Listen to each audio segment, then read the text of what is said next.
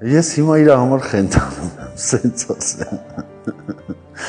Հիմա Շատ կարևոր ու սիրուն բանի մասին խոսեցիք, երբ հարաբերություններից տարիներ անց սերը ավելանում է։ ինքը մի քիչ պինդ աղջիկ է, իրանից գլուխ չէի հանում այն ժամանակ։ Այն տեղերը, որ պիտի բոքսեր պատեին, աթոռը վերցներ, տար հատակին ջարդուփշուրաներ, չէր անում։ Դրանից ես էի ներվայնանում։ Ասում եմ ոնց է կարում, ես չէ։ Ինչի համար է իմ էմոցիաները իրան հասանելի, բայց ինքը կարում է իրան նենց պահի, որ ես ավելի շատ ներվայնանամ դրանից, որ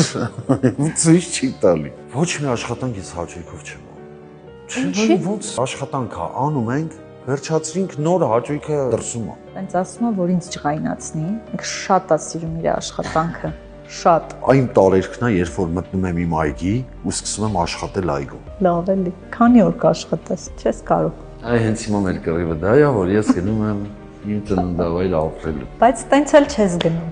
Ամեն օր ասում եմ, ես գնում եմ Շամշադին։ Գնա։ Հա, երազում եմ։ Դու էլ։ Այո։ Մամային մենակ եք թողնելու։ Թող աշխատի մեծ պահի։ Տանը միշտ այդպես էլ ու վերջում մաման է ձեզ հետ հարմարվում։ Այո։ Հա, Բայց չեմ։ իրանք ընկերներ են, մենք մամա աղջիկ։ Ես իրականում չեմ սիրում այս հարցը, բայց դուք ինձ ստիպեցիք։ Սկզբից շատ էի ջղայնանում, որովհետև երևի հումորի զգացում չունեի։ Հումոր։ Ահա, շատ։ Ես սկսեցի իրան հումորով վերաբերվել։ Հիմա որ ինքը ջղայնանում է, ասենք,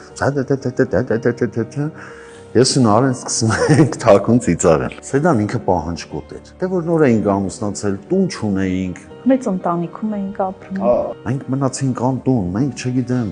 արի մի բան արա, էս անենք, այն անենք։ Կնոջ ինչ որ առումով պահանջկոտությունը կամ մոտիվացիան, որ պիտի ձգտենք ավելին, պիտի անպայման տուն ունենանք, չի օգնում մի քիչ ավելին անելու։ Եթե Սեդայի տեղը ուրիշ աղջիկ լիներ, կարծում եմ ես չէի ունենա այն ինչ ունեմ հիմա։ Երբեք ես չեմ ասել չի ստացվում, ես ասել եմ արա, կստացվի։ Ռիսկը գործի կեսն է։ Ոչ մասնագիտական աշխատանքներ անելու կարիք չկա այլևս։ Կա։ Չկա։ Իսկ այն ժամանակ քշում էիր տաքսի,